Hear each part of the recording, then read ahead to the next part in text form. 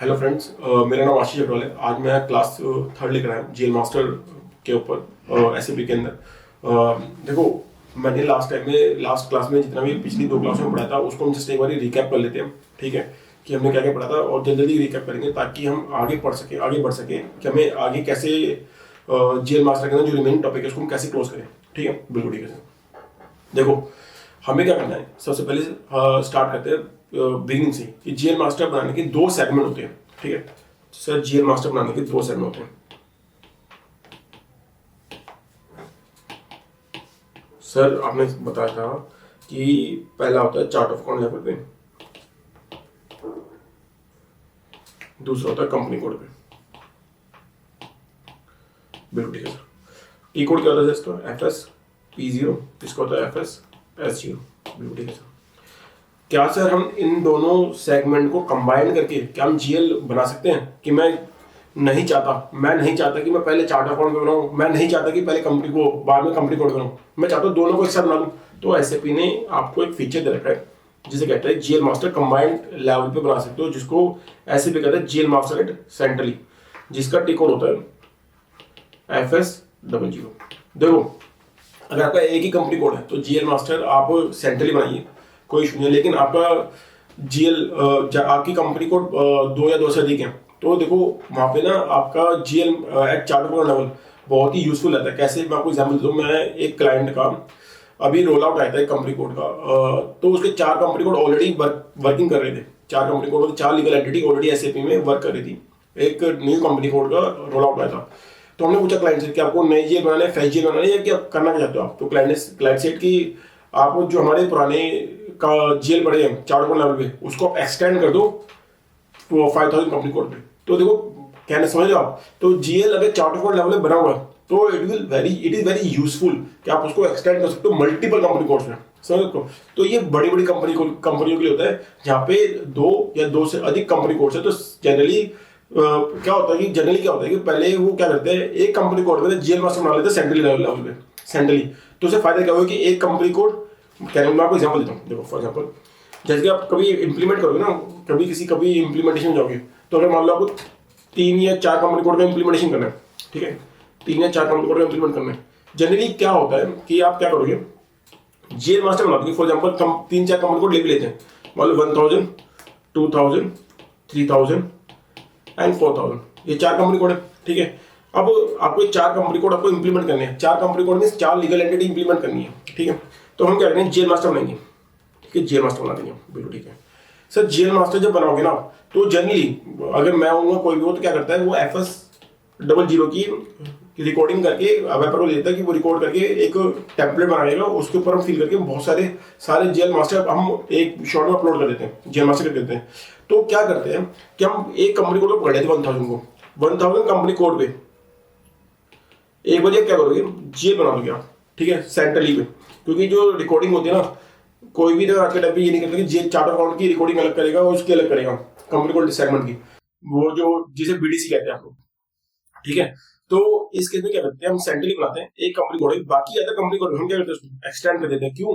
क्योंकि जो मैंने जीएल बनाया सेंट्रली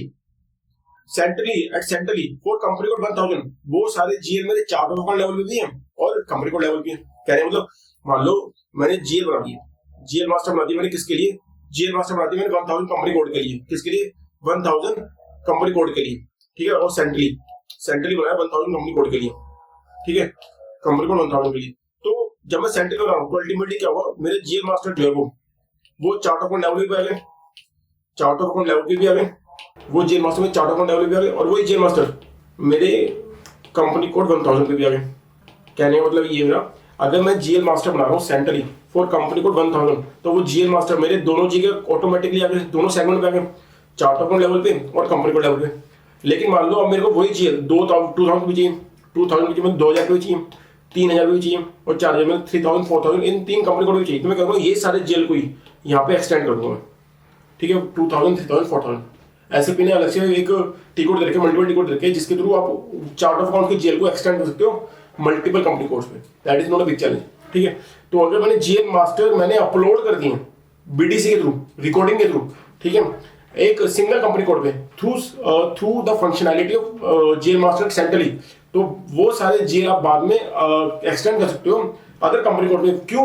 क्योंकि जो जीएल मास्टर आपने सेंट्रली क्रिएट किए वो दोनों सेगमेंट पे ऑटोमेटिकली क्या हो गए, फैच हो गए। ठीक है, चार्ट अकाउंट लेवल पे और कंपनी कोड लेवल पे।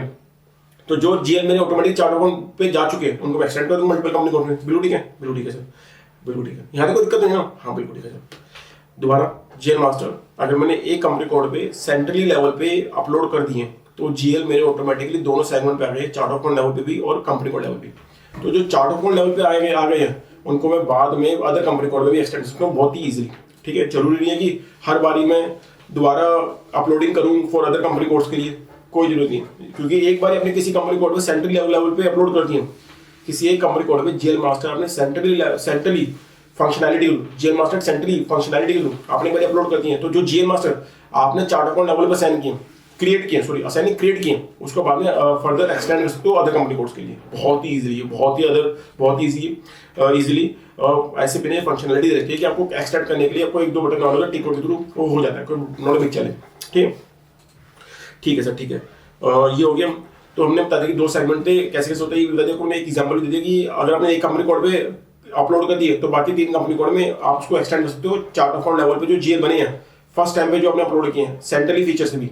और इवन कि आप सेंट्रली फीचर को अगर आप नहीं यूज करना चाहते, आपने चार्ट अकाउंट लेवल के मतलब कि टी कोड FSP0 के थ्रू भी आपने अपलोडिंग कर दिए तो बाद में चारों कंपनी कोड पे एक्सटेंड कर दो, that is not a big deal. ठीक है, बिल्कुल ठीक है, बिल्कुल ठीक है। तो यहाँ पे आपको सुनेंगे। फिर मैंने आपको बताया था कि देखो जब जीएल मास्टर बनाते हैं तो हमारे ना चार्ट अकाउंट लेवल पे तो हमारा जो देखो चार्ट अकाउंट लेवल में आपको एक वो दिखाता हूँ, स्क्रीन दिखाता हूँ। जो हमारी बात चल रही थी, डिस्कशन चल रही थी हमारी, ठीक है, क्या थी डिस्कशन, एक सेकंड रुकिए, डिस्कशन ये चल रही थी। देखो जब मैं चार्ट अकाउंट लेवल बनाता हूँ तो मेरी जो स्क्रीन आती है वो यही इतनी सी स्क्रीन होती है चार्ट अकाउंट लेवल पे जब मैं जीएल मास्टर बनाता हूँ। ठीक है ना, इसका मतलब क्या है, जो चार्ट अकाउंट लेवल पे मैं जीएल मास्टर बनाता हूँ, देखो the GL master at chart of account level defines the basic identity and nature of GL account and is maintained centrally for all company codes that use the same chart account. Simple जाते हैं, जो GL आप chart account level बना रहे हो वो उसको क्या कहते हैं, एक सिंपल बेसिक आइडेंटिटी दे रहे हैं उस GL की, वो बता रहे हैं और किस नेचर का GL है, देखो आइडेंटिटी दे रहे हैं किस नेचर का GL है। और वो जीएल सभी कंपनी कोड के लिए यूनिफॉर्म हो जाता है, वो कोई भी कंपनी कोड यूज कर सकती है by the functionality of extension. ठीक है, जो ऐसे भी नहीं दे रखा है, बिल्कुल ठीक है, ठीक है। देखो और उसके बाद यही चार्ट अकाउंट लेवल पे जो जीएल बनता है वो आल्सो सपोर्ट क्या ग्रुप रिपोर्टिंग एंड कंसोलिडेशन, ठीक है, through fields such age group account number and trading partner, बिल्कुल ठीक है। देखो ये तो है, ये क्या है, GL account type, account group, description short और लॉन्ग, और देखो कंसोलिडेशन को भी सपोर्ट करता है, क्या trading partner, group account number, ये हम ऑलरेडी डिस्कशन कर चुके हैं, लेकिन तब भी मैं आपको एक हल्का सा दे देता हूँ। देखो मैंने आपको बताया कि टाइप डिस्क्रिप्शन एक टैब है जो बेसिक किसके लिए, GL master at chart account level पे, ठीक है। इसके अंदर मेरे 3 एरिया आते हैं, मैं कहता हूँ ये टैब है। देखो मैं आपको एक चीज बता दूँ, देखो एक चीज याद रखना लाइफ में, ये जितने भी नहीं ये सब टैब होते हैं, ऐसे पिक नहीं, इसे टैब कहते हैं, टैब। तो जब भी बोलो टैब तो वो टैब मतलब कि वो जो स्क्रीन हो, मतलब कि जीएल मास्टर की स्क्रीन के अंदर सब स्क्रीन, ठीक है, बिल्कुल ठीक है। तो टाइप डिस्क्रिप्शन जो टैब है उसके अंदर मेरे को 3 एरिया मिलते हैं, मैंने आपको बताया था। एक कंट्रोलिंग चार्ट ऑफ अकाउंट, मैंने ऑलरेडी नोट्स में लिख रखा है, ठीक है। फिर उसके बाद डिस्क्रिप्शन बतानी होती है, ठीक है। फिर कंसोलिडेशन कंट्रोल, देखो 3 कंट्रोल है, एक कंट्रोल चार्ट अकाउंट में, एक कंसोलिडेशन कंट्रोल, ठीक है, जिसके अंदर हम ट्रेडिंग पार्टनर और ग्रुप अकाउंट नंबर डिफाइन करते हैं। डिस्क्रिप्शन में लॉन्ग टेक्स्ट और शॉर्ट टेक्स्ट, और कंट्रोलिंग चार्ट अकाउंट में GL account type and account group, 2 चीज, जीएल अकाउंट टाइप और अकाउंट ग्रुप, ठीक है। देखो मैंने आपको बताया था कि जब भी हम जीएल बनाते हैं तो ये सीक्वेंस हमेशा याद रखना। सीक्वेंस क्या, सबसे पहले हम चार्ट अकाउंट बनाते हैं, ठीक है, सबसे पहले हम चार्ट अकाउंट क्रिएट करते हैं, उसके बाद हम क्या करते हैं, अकाउंट ग्रुप असाइन करते हैं, नॉट अकाउंट ग्रुप असाइन करते हैं, अकाउंट ग्रुप क्रिएट करते हैं, ठीक है। We have to create account group create करने के बाद हम एक रिटेन अर्निंग का जीएल बनाते हैं, ठीक है, रिटेन अर्निंग का जीएल क्रिएट करते हैं, ठीक है, रिटेन अर्निंग का जीएल हम क्रिएट करते हैं, ठीक है, रिटेन अर्निंग का जीएल क्रिएट करते हैं। उसके बाद रिटेन अर्निंग का जीएल क्रिएट करने के बाद हम क्या करते हैं, हम फिर जीएल मास्टर बनाते हैं। अब ये जीएल मास्टर बनाना ये हमारे ऊपर होता है कि जीएल मास्टर हम इनिशियल स्टेज पे हम सेंट्रली बनाना चाहते हैं या चार्ट अकाउंट लेवल बनाना चाहते हैं, लेकिन जनरली इनिशियल स्टेज पे आप सेंट्रली बनाते हो सिंगल कंपनी कोड के लिए, बाकी कंपनी कोड में उसको एक्सटेंड कर देते हैं, याद रखने की बात, ठीक है। जेल मास्टर तो ये सीक्वेंस होती है, ये हमेशा रहना, इन 4 सीक्वेंस के बाद ही, मतलब इन 4 स्टेप को फॉलो करने के बाद ही आप प्रॉपर जेल बना पाओगे। देखो अकाउंट ग्रुप में क्या होता है, अकाउंट ग्रुप आपको बनाने होते हैं चार्ट अकाउंट पे, कैसे, देखो एक इस तरीके से टेबल आती है, देखो क्या होता है, यहाँ पे आपको चार्ट अकाउंट देना होता है, जब आप अकाउंट ग्रुप बनाते हो OBD4 से, ठीक है, OBD4 टी कोड से, जब आप चार्ट अकाउंट बनाओगे, वो सॉरी अकाउंट ग्रुप बनाओगे, एक्सट्रीमली सॉरी, जब भी आप अकाउंट ग्रुप बनाओगे OBD4 के थ्रू टी कोड द्वारा, तो आपको किस टेबल फिल करनी होती है। टेबल कैसी होती है, अकाउंट चार्ट अकाउंट डालोगे यहाँ पे, ठीक है, अकाउंट ग्रुप का कोड डालोगे यहाँ पे, कोड मतलब कि 4 डिजिट का, जैसे कि फॉर एग्जाम्पल आपको अभी बताता हूँ, फिर आप डालोगे क्या कहते हैं यहाँ पे अकाउंट ग्रुप की डिस्क्रिप्शन, ठीक है, ग्रुप की डिस्क्रिप्शन, और उसके बाद देखो नंबर रेंज कि किस रेंज से किस रेंज तक की होनी चाहिए आपके पास, फ्रॉम एंड टू, इस तरीके की आपको टेबल फिल करनी होती है। जैसे मैं आपको एग्जांपल देता हूँ, आपने बोला कि मेरे को ना फिक्स्ड एसेट बनानी है, ठीक है, तो आपने क्या बोला कि फिक्स्ड एसेट बनानी है, फिक्स्ड एसेट्स वो भी कौन से, टेंजिबल, डिस्क्रिप्शन दे दिया आपने, नंबर दे दिया आपने, 2 लाख से 2,99,999, मतलब कि अगर आप fixed assets tangible, fixed assets को भी टेंजिबल नेचर की जितने भी बनाओगे, जितने भी जेल बनाओगे, फिक्स्ड एसेट्स टेंजिबल नेचर के जितने भी जेल बनाओगे, उनके नंबर इसी रेंज के अंदर होने चाहिए, ठीक है, इसी रेंज के अंदर होना चाहिए। और इसका अकाउंट ग्रुप का नाम क्या दोगे, मैं होता तो भाई इधर FA टेंजिबल, ठीक है, टेंजिबल फिक्स्ड टेंजिबल, ठीक है, ये आपके ऊपर होता है कि क्लाइंट बता देगा, कि क्लाइंट भी बता सकते हैं कि किस तरीके की आपको अकाउंट ग्रुप की डिस्क्रिप्शन रखनी है 4 डिजिट की, ठीक है, वो क्लाइंट के ऊपर होती है और आपके ऊपर होती है। और यहाँ पे दोगे फॉर एग्जाम्पल मेरा चार्ट ऑफ अकाउंट है 2 मिनट के लिए मान लीजिए, रिलायंस मान लो, तो रिलायंस के अंदर REL1, मैं 2 मिनट ऐसे 4 डिजिट का मैंने कोई चार्ट अकाउंट को मैंने डिजिट रख लिया, ठीक है, 4 डिजिट का मैंने चार्ट अकाउंट का नाम दे दिया, तो मैं कर रहा हूँ REL1, तो क्या हो गया, REL1 के अंदर चार्ट अकाउंट के अंदर अकाउंट ग्रुप FATB जिसके डिस्क्रिप्शन ये है, उसके नंबर रेंज ये है, इस नंबर रेंज के अंदर ही मेरे को क्या बनाने है, जेल बनानी है, किसके, फिक्स्ड टेंजिबल नेचर के, फिक्स्ड टेंजिबल नेचर के, ठीक है। अब मान लो आपको बोल दिया कि एक लॉन्ग टर्म बोरिंग है, लॉन्ग टर्म बोरिंग है, लॉन्ग टर्म बोरिंग का भी एक ग्रुप है, तो क्या LTBR लॉन्ग टर्म बोरिंग, ठीक है, क्या दोगे, मैंने यहाँ पे दे दी मान लो 1,90,000, 1,90,000 एक्स्ट्रा में सॉरी 1 जीरो एक्स्ट्रा लग गई, तो मैं क्या कहूँ 1,99,000, 1,99,999, 1,99,999, इस रेंज के अंदर ही मेरे सारे जेल बनेंगे, कौन से, लॉन्ग टर्म बोरिंग के, ठीक है, मतलब कि अकाउंट ग्रुप के थ्रू आप कंट्रोल कर रहे हो, क्या कर रहे हो, कंट्रोल कर रहे हो अपने जेल नंबर को, कि जेल नंबर को, वो जो जेल बना रहे हो आप, वो किस ग्रुप में जाएगा और किस कौन सा नंबर वो पिक करेगा जेल मास्टर बनाते हुए, वो सारा किस पे है, डिपेंड है आपके अकाउंट ग्रुप पे, ठीक है। तो इस हमारे क्या कहा जाता है, इस हमारे आपको जब आप टाइप डिस्कशन टाइप में जाते हो, टाइप डिस्कशन टाइप के अंदर आपका जो पहला होता है control in chart of account, तो उसमें पहला आता है जीएल अकाउंट टाइप, ठीक है, दूसरा क्या होता है अकाउंट ग्रुप,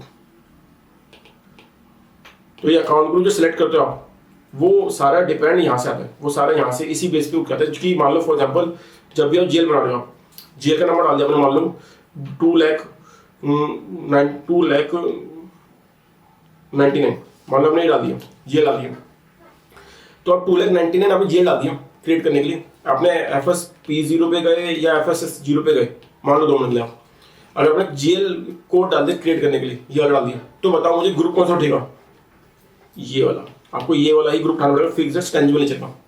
अगर आपने मान लो लॉन्ग टर्म बोरोइंग का आपने अकाउंट ग्रुप सर्च कर लिया, लॉन्ग टर्म बोरोइंग का आपने अकाउंट ग्रुप सर्च कर लिया, तो सिस्टम आपको एरर मार देगा, क्यों, क्योंकि आपने जो जेल डाला यहाँ पे, जेल बनाना जा रहे हो, जो जेल बनाने जा रहे हो, वो किस रेंज का, वो है फिक्स्ड एसेट्स टेंजिबल नेचर का, ना कि लॉन्ग टर्म बोरिंग का। तो उस हमारे जब भी जेल नंबर डाल रहे हो, तो आपको ये इंश्योर करना पड़ेगा वो जो जेल है वो उसी रेंज का आना चाहिए जिस रेंज का अकाउंट ग्रुप से वो बिलोंग कर रहा है, ठीक है, ठीक है, बिल्कुल ठीक है। तो याद रखना अकाउंट ग्रुप आपको ढूंढना पड़ेगा, आपका अकाउंट ग्रुप आपके जीएल कोड पे डिपेंड करता है, आपको जो अकाउंट ग्रुप है वो जीएल कोड पे डिपेंड करता है। जो आपका अकाउंट ग्रुप है वो जीएल कोड पे डिपेंड करता है। अगर आपका जीएल कोड जो भी है और अगर गलत अकाउंट ग्रुप सर्च कर लिया तो आपको सिस्टम एरर मारेगा। इट मीन्स कि अगर आपने मान लो अकाउंट जीएल मान लो, फॉर एग्जाम्पल मैंने ये वाला ले लिया 1,90,992, मेरा ये जीएल कोड 2 मिनट मान लो, मैं ये वाला जीएल बनाना चाहता हूँ, इस जीएल कोड को बनाना चाहता हूँ, तो मेरा कौन सा उठेगा अकाउंट ग्रुप, कौन सा उठना चाहिए, लॉन्ग टर्म बोइंग का। अगर मान लो यहाँ पे मैंने लॉन्ग टर्म बोइंग की जगह मैंने फिक्स्ड एसेट्स इंटेंजिबल वाले अकाउंट ग्रुप को सर्च कर लिया, सिलेक्ट कर लिया, तो सिस्टम आपको एरर मार देगा। ठीक है, जीएल अकाउंट टाइप में आपको बता चुका हूँ। ठीक है, जीएल अकाउंट टाइप में क्या होता है, GL account type helps to integrate FI with controlling, integrate और रिकॉन्साइल करने में मदद करता है। ठीक है, एफआई और सीओ को रिकॉन्साइल करने में और इंटीग्रेट करने में मदद करता है GL account type. GL account type बताता है आपको, जीएल अकाउंट टाइप आपको हेल्प करता है कि जो भी जीएल आप बना रहे हो, कि जो भी जीएल बना रहे हो उसकी पोस्टिंग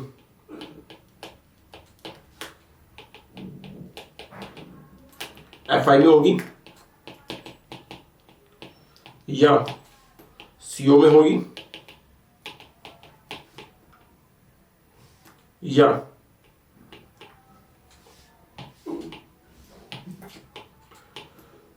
एफआई और सीओ दोनों में होगी।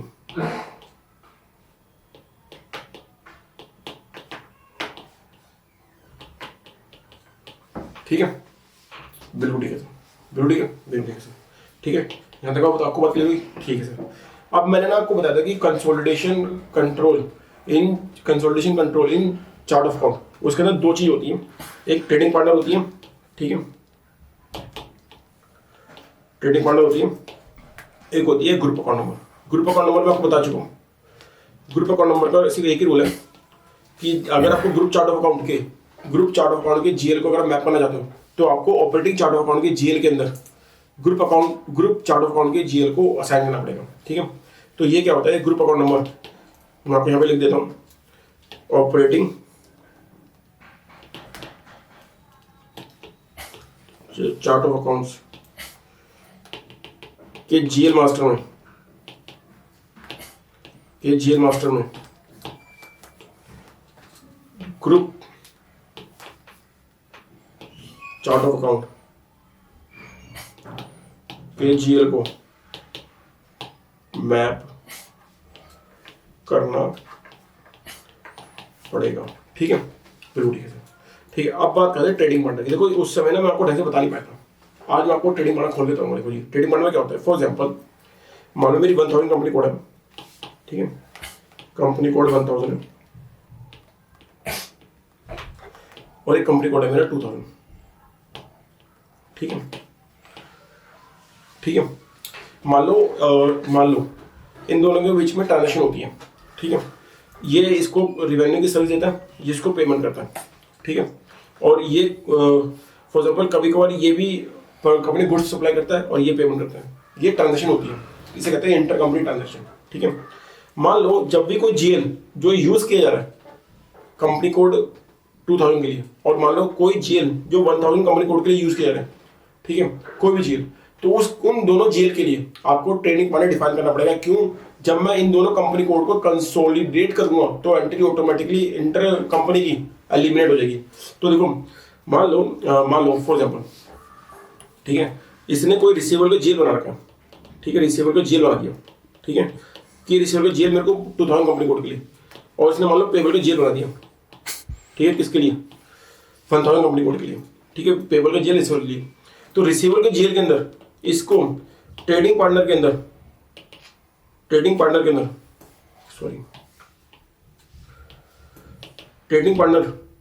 इसको क्या डालना पड़ेगा? ट्रेडिंग पार्टनर डालना पड़ेगा इसको 2000 इस जीएल के अंदर। 2000 क्या है? कंपनी कोड, ये कंपनी कोड 2000। ठीक है ना, तो 1000 कंपनी कोड जब रिसीवेबल का जीएल बनाएगी तो उस रिसीवेबल के जीएल में ट्रेडिंग पार्टनर क्या डालना पड़ेगा? 2000। और जब पेबल का जीएल 2000 कंपनी कोड के अंदर, इसको ट्रेडिंग पार्टनर क्या डालना पड़ेगा? इसको ट्रेडिंग पार्टनर क्या डालना पड़ेगा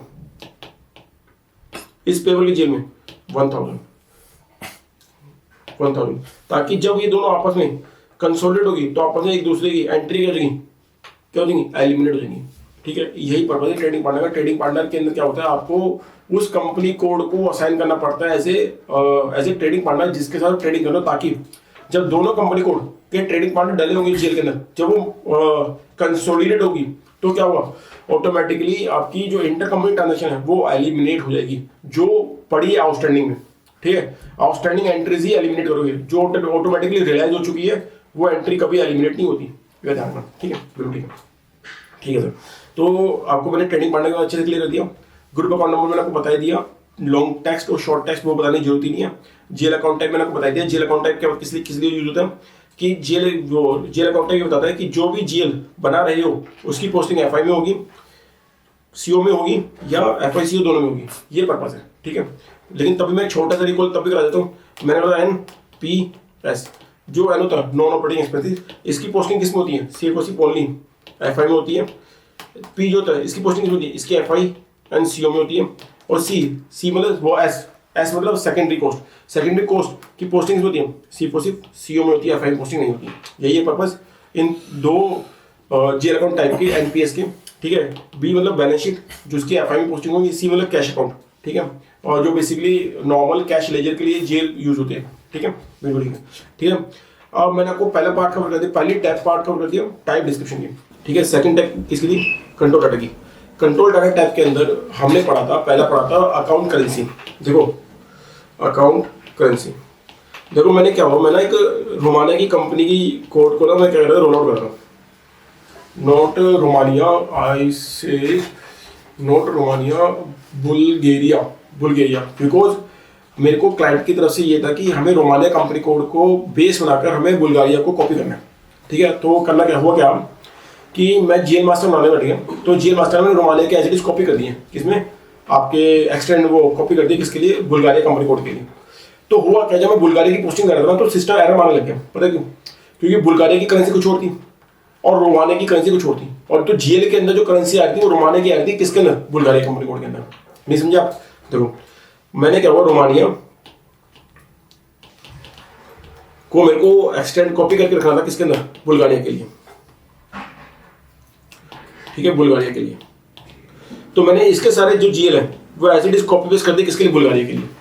अब हुआ क्या, जो जीएल के अंदर जो रोन करेंसी डली हुई थी, अकाउंट करेंसी रोन करेंसी थी, वो ऑटोमेटिकली यहाँ पे भी क्या दिखने लगी, बुल्गारिया के जीएल मास्टर के अंदर भी। कंपनी कोड बुल्गारिया की है लेकिन रोन करेंसी क्या आती है, रोन आती, जिसके चक्कर में एरर मारा सिस्टम को। ठीक है, जिसके चक्कर में सिस्टम में एरर मारा। तो अकाउंट करेंसी क्या होती है, जिस करेंसी के अंदर आप ट्रांजेक्शन पोस्ट करना चाहते हो। ठीक है, जिस करेंसी के अंदर आप ट्रांजेक्शन पोस्ट करना चाहते हो। ठीक है, तो अकाउंट करेंसी होती है। ठीक है, क्या मैं फॉरेन करेंसी पोस्ट कर सकते हो, तो उसके लिए फिर आपको फॉरेन करेंसी वैल्यूएशन की आपकी कॉन्फ़िगरेशन पूरी कंप्लीट करनी पड़ेगी। ठीक है, ट्रांजेक्शन करने को मना नहीं करेगा, लेकिन अकाउंट करेंसी क्या है, बेसिक करेंसी क्या है उसकी आपकी। ठीक है, that is called account currency. मान लो यूएसडी में ट्रांजेक्शन करना चाहता हूँ, INR मेरी अकाउंट करेंसी है, तो अलाउ करेगा, बिल्कुल करेगा अलाउ। लेकिन आपको फॉरेन एक्सचेंज वैल्यूएशन की पूरी कॉन्फ़िगरेशन, एक्सचेंज रेट आपके मेंटेन होनी चाहिए। क्योंकि जब भी मैं पोस्टिंग करने जाता ना, क्या हुआ, बुल्गारिया की जब मैं पोस्टिंग करने जाता तो सिस्टम ने मेरे एक्सचेंज रेट करने मारा था कि ये एक्सचेंज रेट मेंटेन नहीं है। मैंने कहा ये क्या हो गया भाई, ये कैसे हो सकता है, मैं मेरी करेंसी, मैं बुल्गारिया की करेंसी पे अपनी पोस्टिंग कर रहा हूँ, तो सिस्टम लोग क्यों एरर मार रहा है, रॉन और BSD करके करेंसी है इनकी, तो वो उसकी एरर मार रहा है। तो उस समय मेरे को रियलाइज हुआ कि ये, उस समय थोड़ा मेरे को मेरा बहुत टाइम वेस्ट हो गया जबकि ढूंढने के लिए कि एक्सचेंज रेट मेंटेन क्यों करना है, ये करना है। जबकि था क्या, जब हमने जीएल मास्टर चेक किया तो अकाउंट करेंसी उसके अंदर रॉन आती है बुल्गारिया करेंसी के अंदर, बुल्गारिया के जीएल मास्टर के अंदर, लेकिन ये गलत था ना। तो जिसके चक्कर में सिस्टम लोग क्या एरर मार रहा था, एक्सचेंज रेट का। सिस्टम अलाउ करेगा अकाउंट करेंसी, सिस्टम अलाउ करेगा, लेकिन अकाउंट करेंसी क्या होती है कि आपकी local currency, account currency means local currency. What is your local currency, what is your base currency. ठीक है, अकाउंट करेंसी। ठीक है, उसके नीचे फिर आपको आता है ओनली बैलेंस इन लोकल करेंसी, ओनली बैलेंस इन लोकल करेंसी। ठीक है, ओनली बैलेंस इन लोकल करेंसी में क्या है, आपको बताना पड़ेगा कि आप उस जीएल का सारा बैलेंस, किस करेंसी में स्टोर करना चाहते हो। ओनली बैलेंस इन लोकल करेंसी के अंदर एक चेकबॉक्स आता है, मैं दिखाऊंगा आपको। ओनली बैलेंस इन लोकल करेंसी एक चेकबॉक्स आता है अकाउंट करेंसी के नीचे, चेकबॉक्स आता है, वो बोलता है कि आप उस पूरे जीएल का बैलेंस किस करेंसी में स्टोर करना चाहते हो, किस करेंसी में। मैंने कह दिया, मान लो चेकबॉक्स पर क्लिक कर दिया मान लो, तो वो क्या करेगा, जो लोकल करेंसी आपकी होगी ना, और अब लोकल करेंसी किस कहते हैं, local currency refers to a functional currency, refers to a company code currency. Functional currency company code currency, local currency, all are same thing. Local currency, functional currency, company code currency, all are same thing, all are same thing. Local currency, functional currency, company code currency, all are same thing. अगर आपने इस checkbox को click कर दिया तो जो company code की जो करेंसी होती है उसी के ऊपर ही पोस्टिंग कर पाओगे, आपको वो फॉरेन ट्रांजेक्शन पोस्ट करने नहीं देगा, ठीक है। लेकिन बैलेंस शीट के जीएल ये जनरली किसके लिए होता है? बैलेंस शीट के जीएल के लिए।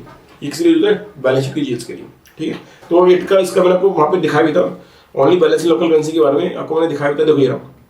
देखो ये district posting to local currency में it used for statutory reporting accounts, ठीक है। फिर मैंने आपको बताया कि वहां पे दो आपको मैंने डिस्कस कर लिया भी, अकाउंट करेंसी और ओनली बैलेंस लोकल करेंसी। फिर मेरे को आपके डिस्कशन करनी है आपका पोस्टिंग विदाउट टैक्स कैटेगरी। देखो टैक्स कैटेगरी आपको बताना पड़ेगा उसी जेल के अंदर, क्या वो जेल टैक्स के लिए एप्लीकेबल है या नहीं है, क्या वो जेल टैक्स के लिए एप्लीकेबल है या नहीं है, कि वो इनपुट के लिए, आउटपुट के लिए, या फिर वो ऑल के लिए। जनरली अगर आप ये जो टैक्स कैटेगरी है जनरली ऑल एक्सपेंस, जनरली वैसे होता ही है ऑल एक्सपेंस और रेवेन्यू के जेल के लिए यूज की जाती है। दिस फंक्शनैलिटी जो आपके कंट्रोल डाटा के टैग के अंदर है tax category, this functionality always use in case of expense और रेवेन्यूज। किसके लिए? एक्सपेंसेस और रेवेन्यूज के लिए, ठीक है। जनरली हम क्या करते हैं स्टार लगा देते हैं, ठीक है, कि स्टार वाला कि वो इनपुट के लिए भी यूज करते हैं और आउटपुट के लिए भी यूज किया जा सकता है। इनपुट के लिए भी यूज किया जा सकता है और आउटपुट के लिए भी यूज किया जा सकता है। बिल्कुल ठीक है। तो टैक्स कैटेगरी का वापस क्या है? अगर आपने मान लो किसी जीएल के अंदर मैं कह रहा हूँ प्रोफेशनल चार्जेस का आपने जीएल बनाया, ठीक है, प्रोफेशनल चार्जेस का आपने जीएल बनाया, ठीक है, जीएल बना दिया आपने, बिल्कुल बना दिया सर। अब इस प्रोफेशनल चार्जेस के जीएल के लिए आपने मान लो टैक्स कैटेगरी सेलेक्ट कर दी, आपने मान लो स्टार, ठीक है। तो मतलब कि ये जेल आपने बोल दिया कि इस जेल के ऊपर टैक्स एप्लीकेबल है। कौन सा टैक्स? Indirect taxation. कौन सा टैक्स? Indirect taxation. तो उस केस में क्या करेंगे हम? उस केस में जब भी आप पोस्टिंग करने जाओगे, ठीक है, जब भी आप पोस्टिंग करने जाओगे मतलब कि जब भी आप खर्चा बुक करने जाओगे इस जेल को लेकर जब भी आप खर्चा बुक करने जाओगे तो सिस्टम आपको वार्निंग मैसेज देगा कि this GL is applicable for tax, मतलब कि tax applicable, this GL is tax applicable. इस तरीके आपको एक एरर आएगा, वार्निंग मैसेज आएगा, नॉट एरर, वार्निंग आएगी। आप एंटर मार के उस एरर को बाईपास कर सकते हो, ठीक है। लेकिन this tax category help you to ensure कि मैंने उस पर टैक्स लिया है या नहीं लिया, ठीक है। तो टैक्स कैटेगरी बेसिकली आप बता रहे हो कि जितने भी रेवेन्यू और एक्सपेंस के जीएल हैं क्या उन पर टैक्स एप्लीकेबल होगा या नहीं होगा। बिल्कुल ठीक है सर। अगला आता है एक टैक्स कैटेगरी के नीचे एक चेकबॉक्स आता है posting without tax category, posting without tax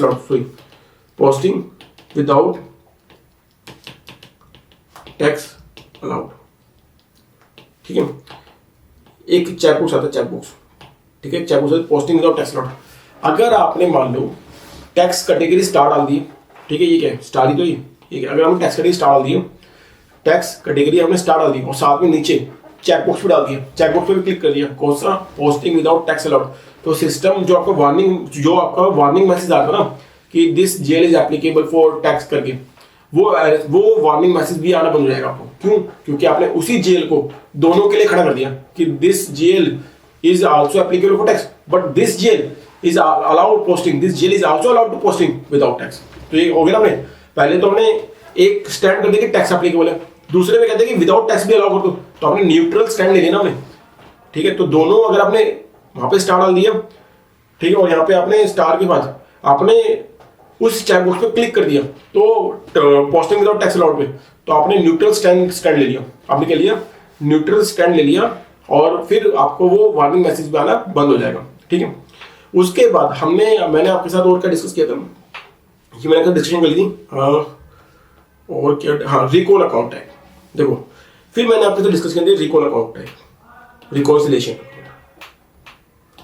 ठीक है, रिकॉन्सिलेशन अकाउंट। देखो रिकॉन्सिलेशन अकाउंट क्या होता है मैं आपको बताता हूँ, इसको बहुत अच्छे से खोल दें।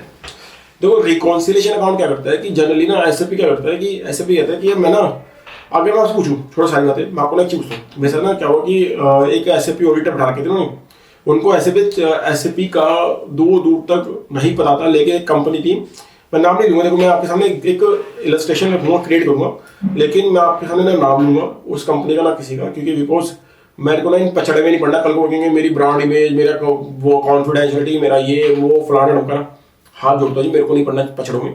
आप अपनी ब्रांड इमेज रखो अपने पास, सब कुछ मेरे पास रखो। मैं आपके सामने मैं अगर आपको एग्जांपल दे रहा हूँ तो इट मींस कि वो कहीं ना कहीं मैंने प्रैक्टिकल लाइफ में फेस किया, मैंने प्रैक्टिकल लाइफ में कहीं ना कहीं फेस किया, ठीक है, तभी वो मैं आपके सामने एग्जाम्पल रख रहा हूँ, ठीक है। देखो हुआ क्या था कि मेरा जो वो आया था, क्या कहते हैं, एसएपी ऑडिटर एक कंपनी के अंदर, क्योंकि एसएपी मैंने इंप्लीमेंट किया था पूरा उस कंपनी के अंदर, 5 डेज के अंदर पूरा इंप्लीमेंटेशन करके सिस्टम खड़ा कर दिया था, मैन्युफैक्चरिंग एंटिटी थी। तो हुआ क्या था कि उनका ऑडिटर है, तो क्या हुआ, उन्होंने ट्रैवलिंग देखा, क्योंकि मेरे को पता, देखो they are the chartered accountants है, तो अल्टीमेटली उनकी फाइनेंशियल बैकग्राउंड स्ट्रॉन्ग होगा, इसमें नो डाउट, क्योंकि चार्टर्ड अकाउंटेंट कोई घना नहीं होता, that person is very good in finance, मतलब कि उसको कोई हिला नहीं सकता, थोड़ा बहुत ऊपर नीचे होता है वो बंदा मैनेज कर लेता है, he that person is chartered accountant. Okay, तो क्या हुआ कि वैसे ना वो पूछ रहा कि ना उसको ना एक बैलेंस मिला, कि उसको ना एक बैलेंस मिल गया कि ट्रेड पेबल करके एक बैलेंस आ रहा कि ट्रेड पेबल 1 करोड़ रुपये। तो वो पता मुझे क्या करा कि सर ये बताइए यहाँ पे सारे वेंडर का नाम क्यों नहीं आ रहे, वेंडर का बैलेंस क्यों नहीं आ रहे यहाँ पे। मेरे को समझ में आ गया था कि इनको ऐसे भी नहीं आता, उसी समय समझ में आ गया उनको ऐसे भी नहीं आता, ये खाना में टाइम पास करने के लिए आया। लेकिन क्या है कि वो आज के टाइम पे ऑडिट के साइन पे ऐसे मिलते हैं कि अभी आपके थोड़े अच्छे रिलेशन है तो आपको दे देंगे, नहीं तो फिर सामने वाला बंदा स्ट्रगल कर ही रहा है आज के टाइम पे, आप सबको पता ही है। तो मैं सुना था कि वो ऐसे भी नहीं आता, ठीक है, मैं सुना था, क्योंकि जो बंदा ये बोल रहा है मैं समझ ट्रेड पेबल का बैलेंस देखने वाली, वो बंदा मुझे कह रहा है कि सर यहाँ पे ट्रेड पेबल का पूरा सिंगल बैलेंस हुआ है, बाइफिकेशन भी नहीं आ रही ट्राई बैलेंस के अंदर, क्योंकि मेरे को पता है वो टैली से करके आया काम, टैली में करके आया, टैली में यही होता है, ठीक है ना। तो वो एक मिनट झटके में क्या कहते हैं एंटर स्पेस करके कुछ होता है फंक्शनलिटी, काफी टाइम हो गया मेरे को, एंटर करके वो 2 बटन दबाते तो वो ब्रेकअप खुल जाता है कि ट्रेड पेबल का बैलेंस क्या है, ठीक है, ब्रेकअप क्या है। तो मैंने उनको बताया कि देखो ट्रेड पेबल का बैलेंस तो कभी आता नहीं, वो ब्रेकअप तो आपको भी आएगा नहीं। वो सोच रहा था कि ट्रेड पेबल ब्रेक वो होता नहीं, ट्रेड पेबल अंडरस्को माइनस का निशान लेके हाइफन करके, हाइफन ट्रेड पेबल हाइफन जो भी नाम आ जाए, ट्रेड पेबल हाइफन फिर नाम, ट्रेड पेबल हाइफन नाम, क्योंकि जो टैली के अंदर फीचर है, टैली में यही होता है, ठीक है। तो वो इस तरीके की फंक्शनलिटी समझता है एसएपी के अंदर। तो एसएपी क्या करता है, एसएपी ना हर वेंडर के इंडिविजुअल जीएल नहीं क्रिएट करता। एसएपी क्या कहता है, एसएपी कहता है मैं वेंडर के इंडिविजुअल जीएल नहीं क्रिएट करूंगा, आपको बुरा मानो भला मानो, क्यों। एसएपी कहता है कि भाई मेरे लिए एक ही जीएल होता है ट्रेड पेबल का, एसएपी कहता है मेरे लिए एक ही जीएल होता है ट्रेड रिसीवेबल का भी, और एसएपी कहता है मेरे लिए असेट का भी एक ही जीएल होता है, ये याद रखना। वो कहता है जीएल मेरा एक ही होगा, ठीक है ना, मैं नहीं फैलाने वाला यहाँ पे खिचड़ी, मैं नहीं बोलूंगा कि हाँ भी इस वेंडर का एक जीएल है उसको भी जाके चेक करो, उस वेंडर का जीएल है फिर इसको चेक करो, उस वेंडर का जीएल है। मान लो मेरे मान लो एक बड़ी ऑर्गेनाइजेशन में खड़ा हूं मैं, बड़ी ऑर्गेनाइजेशन के अंदर 10,000 वेंडर है, क्या मैं 10,000 जीएल क्रिएट करूंगा, नहीं, समझने की कोशिश करो। क्या मेरी एक ऑर्गेनाइजेशन है जिसके अंदर 10,000 वेंडर है, कितने वेंडर है, 10,000 वेंडर्स है, क्या मैं 10,000 वेंडर्स के जीएल क्रिएट कर दूं क्या, नहीं क्रिएट कर सकता यार, समझने की कोशिश करो आप यार, पूरे अकाउंट से कितना हो जाएगा, ट्राइबल्स कितना बड़ा प्रिंट निकल जाएगा, कितना बड़ा ट्रैवलर्स का प्रिंट निकल जाएगा, मैं 10,000 वेंडर के 10,000 जेल लेकर कर सकता, ये बात याद रखना। तो मुझे क्या बोला एसएपी ने, एसएपी बोला कि ठीक है आपको 10,000 वेंडर के जेल क्रिएट करने की जरूरत नहीं है, आप 10,000 वेंडर कोड क्रिएट करो, क्या करो, वेंडर कोड क्रिएट करो, मतलब कि SAP gives the functionality of sub laser. SAP कहता है देखो जी, एसएपी कहता है 10,000 वेंडर है, क्या मैं 10,000 वेंडर 10,000 जेल क्रिएट करूं, नहीं एसएपी बोला नहीं आप क्रिएट नहीं कर सकते 10,000, क्यों, क्योंकि मेरे को ट्राई बैलेंस 3,000 पन्नों का नहीं बनाना या 4,000 पन्ने बनाना है, मेरे को ट्राई बैलेंस बनाना है हार्डली 3 या 4 पेज का, और ये बड़ी ऑर्गेनाइजेशन है, मे भी 12, 13, 14 पेज का अगर बहुत ही ज्यादा हेड से वो जीएल से। लेकिन इन टर्म्स ऑफ वेंडर्स मैं आपको एक्सटेंड नहीं करने दूंगा ट्राई बैलेंस का जो साइज है। तो एसएपी कहता है कि अगर आपके 10,000 वेंडर है या आपके 10,000 कस्टमर्स हैं या आपके 10,000 एसेट मास्टर है, ठीक है, ये चीज यही तो है आपके 10,000 एसेट मास्टर। क्या इन तीनों के लिए मान लो 30,000, क्या 30,000 GLs I will allowed to create, no, SAP से नो, इसको भी मैं एक जेल से कवर करूंगा, इसको भी मैं एक जेल से कवर करूंगा, इसको भी एक जेल से कवर करूंगा। जो 10,000 ये 30,000 है, इनके आप स्पेसिफिक सब लेजर बनाओ, क्या बनाओ, सब लेजर, जीएल बनाने नहीं दूंगा, क्या दूंगा, सब लेजर, ठीक है। तो recon account helps to reconcile or integrate GLs with the subledgers, why? Because this are my sub ledgers, this are my सब laser, this are my sub ledgers. ठीक है, एसएपी ने बोला नहीं बनाने दूंगा 30,000 जेल, 3 जेल बनाने दूंगा, 3 जेल। उन 3 जेल के 3 रिकॉर्ड अकाउंट होंगे। रिकॉर्ड अकाउंट का मतलब क्या है? 3 control account. Record account means record account means record account means record account का मतलब क्या है? रिकॉन्सिलिएशन, रिकॉन्सिलिएशन अकाउंट बोल लूं या इसको शॉर्ट में रिकॉर्ड अकाउंट बोलता हूं मैं। ठीक है, अगर मैं रिकॉर्ड अकाउंट बोलता तो इट मींस रिकॉन्सिलिएशन अकाउंट। ठीक है, रिकॉर्ड अकाउंट का मतलब क्या है? Control account that controls, control account क्या है? कंट्रोल अकाउंट दैट कंट्रोल्स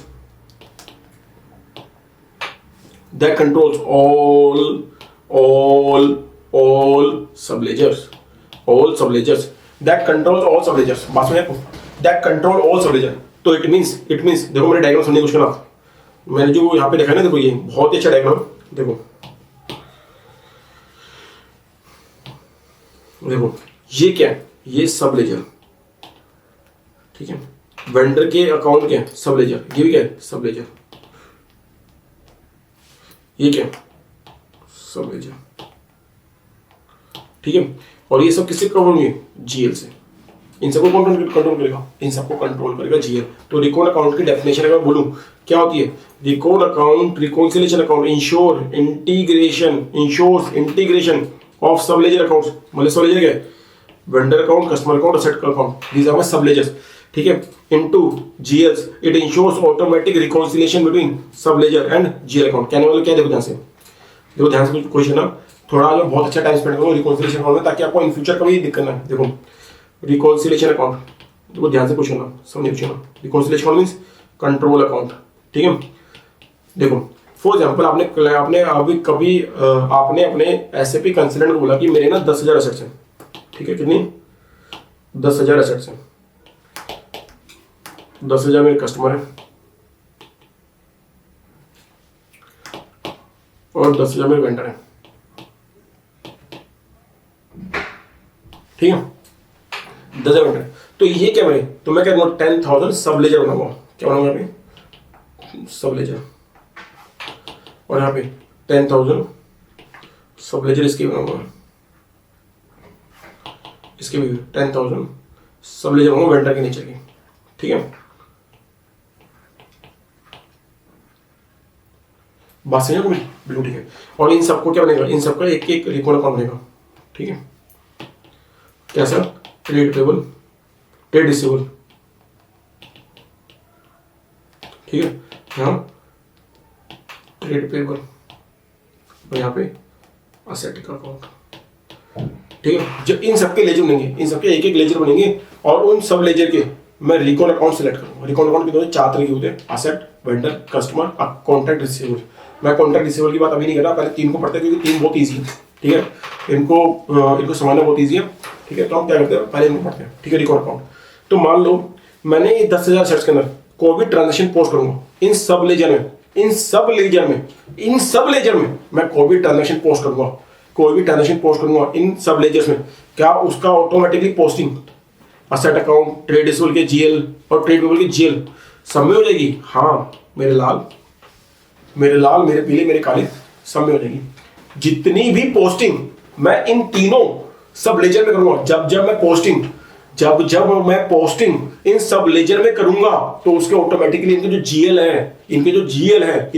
है उसमें ऑटोमेटिकली पोस्टिंग हो जाएगी। मान लो मेरे कहने मतलब इन 10,000 कस्टमर का बैलेंस मान लो मेरा 120 करोड़ रुपए आ रहा है। कितना आ रहा है? 120 करोड़ रुपए आ रहा है। तो क्या उसका बैलेंस, इस ट्रेडिशनल का बैलेंस 120 करोड़ रुपए आएगा? यस 120 करोड़ ही आएगा।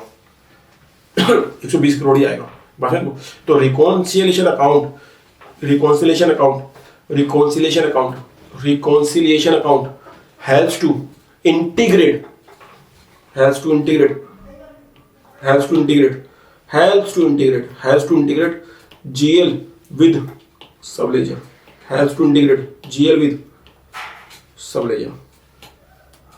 helps to integrate GL with subledger, that is called recon account. Recon account is basically a control account that control all the subledger। कितने भी दे दो, ये क्या है? ये पेरेंट है, ये माता पिता है इन सबलेजर के।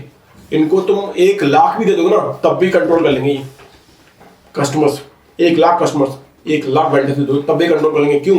ये माई बाप है, ठीक है। तो रिकॉन अकाउंट का मतलब क्या है? Basically recon account it prevent direct manual posting. अगर आपने किसी भी जेल को रिकॉन अकाउंट सेलेक्ट कर लिया तो उस पर आप मैनुअल पोस्टिंग नहीं कर पाओगे, ठीक है।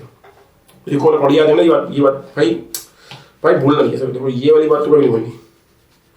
It prevent direct manual posting. It prevent direct manual posting. It prevent direct manual posting. It prevent direct manual posting. It prevent direct manual posting. It prevent direct manual posting. It prevent direct manual posting. It prevent direct manual posting. It prevent direct manual posting. So recon account is a integration. Is act like a integration between the GL and subledger team asset vendor customer. बिल्कुल ठीक है। लेकिन it also prevent manual posting. It also prevent manual posting. It also prevent manual posting. It also prevent manual posting. ठीक है, ठीक है, ठीक है, ठीक है।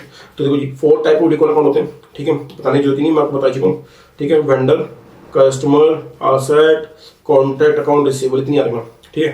और देखो इसको मैंने क्या किया है, इसको समराइज करने की कोशिश की मैंने, ठीक है।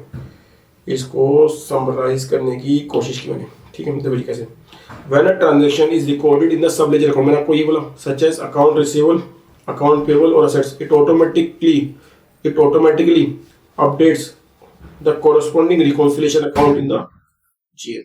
देखो मैंने अभी आपको ये बोला कि जो भी पोस्टिंग यहाँ करोगे आप, जो भी पोस्टिंग यहाँ होगी इन लेजर में होगी, वो ऑटोमेटिकली यहाँ पोस्ट हो जाएगी। बिल्कुल ठीक है, बिल्कुल ठीक है, ठीक है। तो मैंने आपके साथ यहाँ तक डिस्कस किया था लास्ट क्लास में, ठीक है।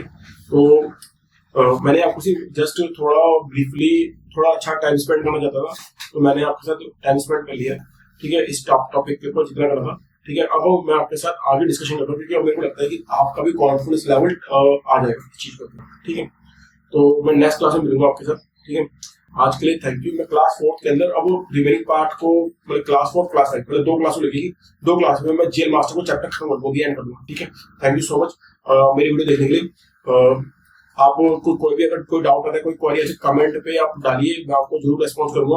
अगर बाई चांस आपका इशू बहुत ही डिफिकल्ट है या कुछ भी है, अगर लगता है कि ज्यादा ही उसके ऊपर मेरे को मतलब कि उसको 1 या 2 लाइन में बताना मुश्किल है, मतलब 1-2 लाइन में समझाना मुश्किल है, तो I will make a new video for this. मैं एक नया प्लेलिस्ट बनाऊंगा इश्यूज को लेकर कि हाँ भाई ये इशू ज्यादा आपके लिए, और मैं जल्दी आप सबके लिए एसएपी के नोट, जो एसएपी के जो इश्यूज आते हैं, जो एसएपी नोट नंबर देता है, उन सबको मैं उनके शॉर्ट्स क्रिएट करने वाला हूँ। तो प्लीज रेडी रहना। मैं स्टार्ट करता हूँ कि जो मैंने अपनी लाइफ के अंदर 10 साल के अंदर जो मैंने फेस किया और उनके क्या क्या एसएपी ने सोल्यूशन दे रखे, एसएपी नोट के थ्रू, तो मैं वो भी अपना थ्रू एसएपी को थ्रू यूट्यूब शॉर्ट्स के माध्यम से मैं आपके डिस्कशन करूंगा, ठीक है। Thank you so much. आज के लिए हम नेक्स्ट क्लास में क्लास 4 के अंदर जेल मास्टर के अंदर हम डिस्कस करेंगे एक्सचेंज रेट टाइप की, ठीक है, वैल्यूएशन ग्रुप, टॉलरेंस की, और सबसे इंपॉर्टेंट इन्फ्लेशन की। यार इन्फ्लेशन की आपको बताऊंगा, इन्फ्लेशन की, ठीक है। तो रेडी रहना, ठीक है। थैंक यू सो मच आज के लिए।